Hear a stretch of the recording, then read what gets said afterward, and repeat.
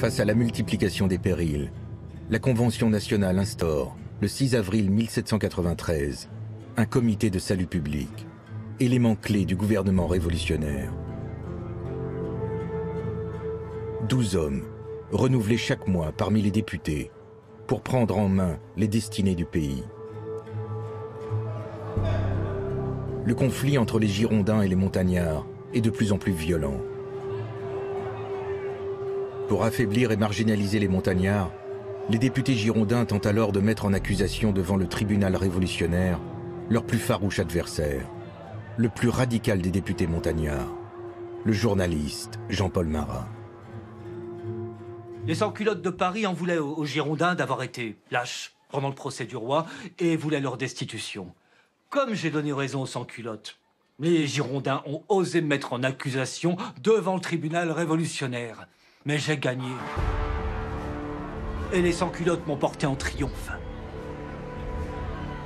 Lorsque des milliers de sans-culottes acclament Marat, les députés girondins voient la situation se retourner dangereusement contre eux. Car désormais, plus rien ne pourra arrêter la colère des Parisiens. Et là, tout a basculé. 35 sections de Paris sur 48 ont demandé officiellement la destitution des députés girondins les plus importants. Je suis allé à la commune insurrectionnelle de Paris pour les mobiliser et je leur ai lancé « Levez-vous, peuple souverain ! Rendez-vous à la Convention, donnez vos exigences et refusez de partir tant que vous n'aurez pas obtenu satisfaction. » Le 2 juin 1793, à l'appel de Marat, les sections de Paris, soutenues par plusieurs bataillons de la garde parisienne, font le blocus de l'Assemblée. Les députés, menacés par des canons, ne peuvent quitter la salle tant qu'ils n'ont pas accepté les exigences des sans-culottes. Les parlementaires finissent par voter l'arrestation des 29 principaux députés girondins. En ce mois de juin 1793, le peuple de Paris est enfin victorieux. Les députés sont désormais sous le contrôle de leurs électeurs. Et dans un élan progressiste sans précédent, l'Assemblée adopte une nouvelle déclaration des droits de l'homme et du citoyen.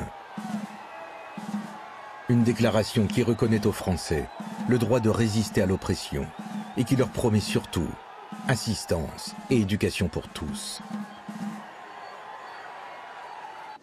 Alors pour défendre ces nouveaux droits, les sans-culottes n'hésiteront pas à mener un combat acharné. Et dans tous les quartiers de Paris, il n'y a plus de place pour ceux qui contestent la République.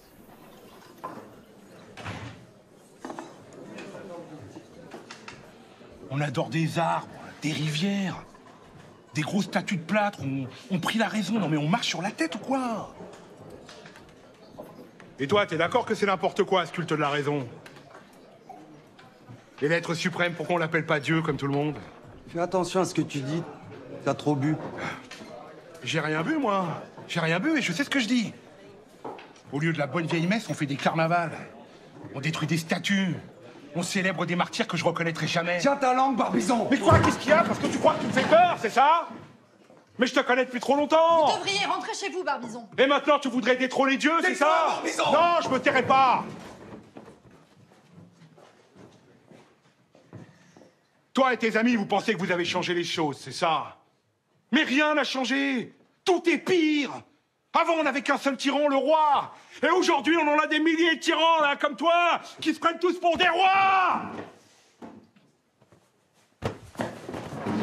Oh.